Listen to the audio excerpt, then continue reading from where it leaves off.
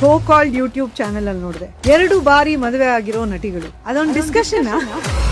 ಅದರಲ್ಲಿ ಫೋಟೋ, ನನ್ನ photo Instagram ಅಲ್ಲಿ ಒಂದೊಂದ್ಸರಿ ನೋಡಿದಾಗ ತುಂಬಾ ಬೇಜಾರಾಗತ್ತೆ. ಓ ಇವ್ರೇನಪ್ಪ ಸೆಕೆಂಡ್ ಹ್ಯಾಂಡ್, ಆ ವರ್ಡ್ಸ್ ಎಲ್ಲ ನೋಡ್ಬೇಕು ನೀವು. ಇವ್ರಿಗೆ ನಾನು ಯಾರು ಅನ್ನೋದೇ ಗೊತ್ತಿಲ್ವಲ್ಲ. ರಘು ಅವರು ನಾನು ಮದುವೆ ಆದಾಗ ಸುಮಾರು 98% ಒಳ್ಳೇದನ್ನೇ ಬಯಸಿದ್ರು ರಾಜೇಶ್. 2% ಇರ್ತಾರೆ.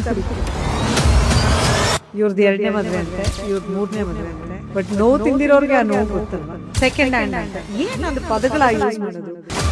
ರಘು ಅವ್ರ ಬಗ್ಗೆ ಓ ಇವ್ರದ್ದು 1ನೇ ಮದುವೆ ಇದಂತೆ, 2ನೇ ಮದುವೆ ಪರ್ಸನಲ್. ಅದು ಅಲ್ಲಿ ಏನಾಗಿದೆ ಅಂತ ಯಾರಿಗಾರು ಗೊತ್ತಿದ್ಯಾ? ಮತ್ತೆ ಯಾವ್ದಾದ್ರು ಇನ್ನೊಂದು ಜನ್ಮ ಅಂತಿದ್ರೆ ಈ ವ್ಯಕ್ತಿನ ಭೇಟಿ ಮಾಡ್ಲೇಬೇಕು ಅಂತಕ್ಕಂಥ ವ್ಯಕ್ತಿ ಅಂದ್ರೆ ಜಯಂತಿ ಅಮ್ಮ ಅವರು. ನೀವು ಅವ್ರನ್ನ ಹತ್ತಿರದಿಂದ ನೋಡಿದ್ರಿ.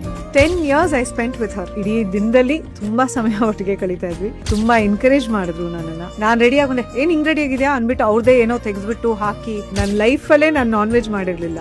ಅವ್ರಿಗೋಸ್ಕರ ನಾನು ನಾನ್ ವೆಜ್ ಅಡ್ಗೆ ಕಲ್ತ್ಕೊಂಡು, ನಾನ್ ಮಾಡಿದ ತಪ್ಪುಗಳು ನೀನ್ ಮಾಡ್ಬೇಡ. ಏನೇನು